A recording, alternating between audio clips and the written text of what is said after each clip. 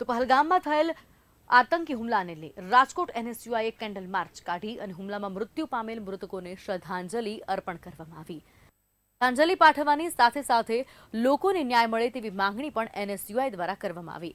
રાજકોટમાં candle March કાઢી અને પહલગામ હુમલાના મૃતકો છે તેમને શ્રદ્ધાંજલિ પાઠવવામાં આવી અને સાથે સાથે જેટલા પણ મૃતકો છે તેમના આત્માને શાંતિ મળે તે માટે પ્રાર્થના કરવામાં આવી અને હુમલાના શહીદોને યોગ્ય ન્યાય મળે તેવી માંગણી રાજકોટમાં એનએસયુઆઈ દ્વારા કરવામાં આવી।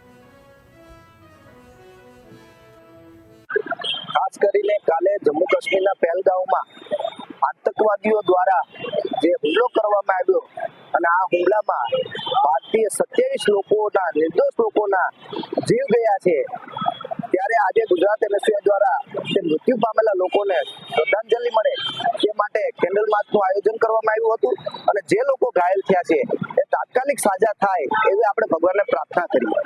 વારંવાર આવા આતંકવાદી હુમલાના કારણે દેશના ઘણા લોકો પોતાના જીવ ગુમાવી રહ્યા છે, ત્યારે સમગ્ર દેશ એક થઈને આ આતંકવાદ સામે લડાઈ લડીએ અને આતંકવાદનો ખાત્મો કરીએ તે માટેની આજની આ કેન્ડલ માર્ચ।